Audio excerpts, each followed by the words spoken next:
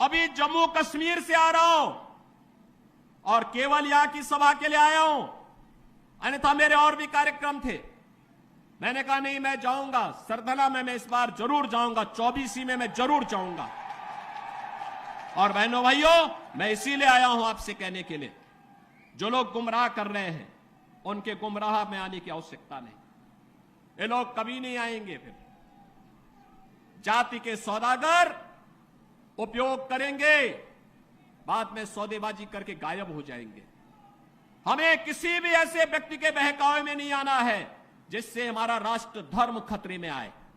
याद रखना, इस देश के राष्ट्र धर्म को हमेशा खतरा जब भी आया है, इन्हीं लोगों के कारण आया है जिन्होंने जातीयता के आधार पर समाज के सामाजिक ताने बाने को छिन्न भिन्न किया है, हमेशा छिन्न भिन्न किया है।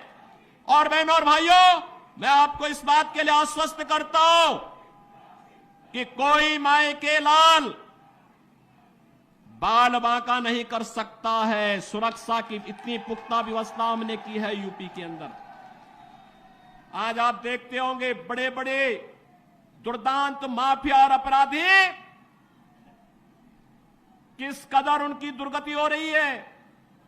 आप देख रहे होंगे, जिनके नाम से ही लोग कर्फ्यू जैसा माहौल होता था, आज उनकी दुर्गति क्या है हर व्यक्ति देख रहा है।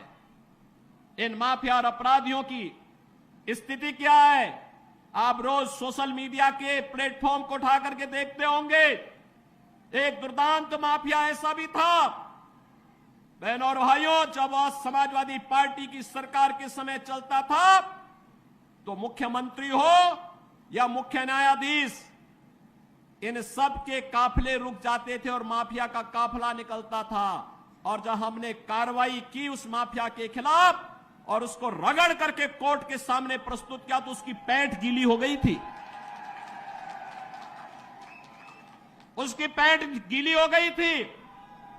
और तब हमने कहा था, उस समय उसको हमने कहा था, कानून को रौंदने वाले, आज कानून कितना बड़ा होता है यह एहसास हो रहा है कि नहीं हो रहा है।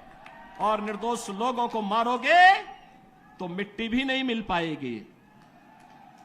और बहनों और भाइयों, इसीलिए मैं आया हूं आपसे कहने के लिए,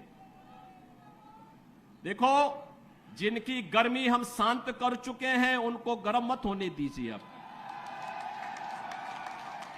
इस क्षेत्र को विकास की मुख्य धारा के साथ जुड़ने दो।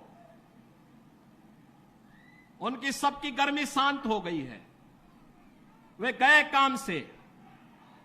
और इसीलिए मैं आप सबसे अपील करने के लिए आया हूं कि पूरे देश की एक आवाज है, पूरा देश एक ही स्वर में बोल रहा है। और वह बोल रहा है कि फिर एक बार मोदी सरकार, फिर एक बार